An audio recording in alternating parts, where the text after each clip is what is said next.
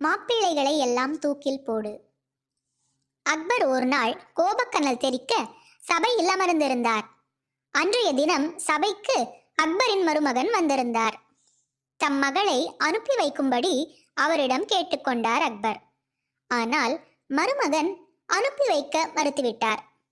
அக்பர் சொல்லி யாருமே எதையுமே எப்பொழுதுமே மறுத்ததில்லை. ஆனால் தன் மருமகனின் மறுப்பு அவருக்கு அவமானமாக இருந்தது. அவனுக்கு தகுந்த தண்டனை கொடுக்க வேண்டும் என்று நினைத்தார். ஆகவே பீர்பாலை வரவழைத்து ராஜ்யத்தில் உள்ள எல்லா மருமகன்களையும் தூக்கில் போடும்படி உத்தரவிட்டார். உத்தரவை கேட்ட மக்கள் அனைவரும் திகிலடைந்தனர். ராஜ்யத்தில் உள்ள ஒவ்வொருவரும் யாருக்காவது எப்பொழுதாவது மருமகன் ஆகத்தானே இருப்பார்கள். பீர்பால் அரசரின் உத்தரவுப்படி நாளை தூக்கில் போடுவதற்கான அனைத்து ஏற்பாடுகளையும் செய்ய தொடங்கினார். பீர்பால் அனைத்து ஏற்பாடுகளையும் முடித்துவிட்டு அரசரிடம் சென்று தூக்கில் போடுவதற்கு முன் அரசர் வந்து தான் செய்த ஏற்பாடுகள் அனைத்தையும் சரியாக உள்ளதா என ஒரு தடவை பார்த்துவிடும்படி கேட்டுக்கொண்டார். பீர்பால் செய்திருக்கும் அனைத்து ஏற்பாடுகளும் திருப்தி அளிக்கும் வகையில் இருந்தது. ஆனால் அக்பருக்கு ஒரு சந்தேகம். பீர்பால் நீண்ட வரிசையில் ஏராளமான தூக்கு மரங்களை நிறுவியிருந்தார்.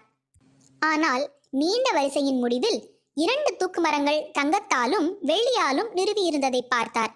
அக்பருக்கு ஒன்றும் புரியவில்லை.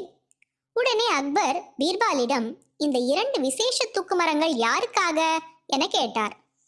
பீர்பால், சக்கரவர்த்தியாரே, தமக்குத்தான் தங்க மரம், தமது ஊழியனாகிய எமக்கு வெள்ளி மரம் என்று கூறினார். அதற்கு அக்பர், எனக்கு தங்க மரமா? என்னை யார் தைரியமாக தூக்கில் போடுவது என்று கேட்டார் அக்பர். நீங்களாகவே என்றார் பீர்பால். நீங்களும் நானும் உள்பட எல்லோரும் யாருக்காகிலும் மருமகன்களே. அதனால் தங்களுக்காக விசேஷமாக தங்கத்தினால் தயாரித்தேன்.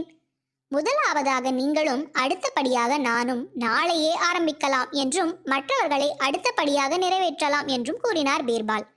உடனே அக்பர் எத்தகைய முட்டாள்தனமான உத்தரவை போட்டுவிட்டோம் என்பதை உணர்ந்ததோடு அரண்மனைக்கு திரும்பியதும் உடனடியாக ரத்து செய்துவிட வேண்டும் என தீர்மானித்தார். நீதி: கோபத்தில் முடிவு எடுக்கக்கூடாது.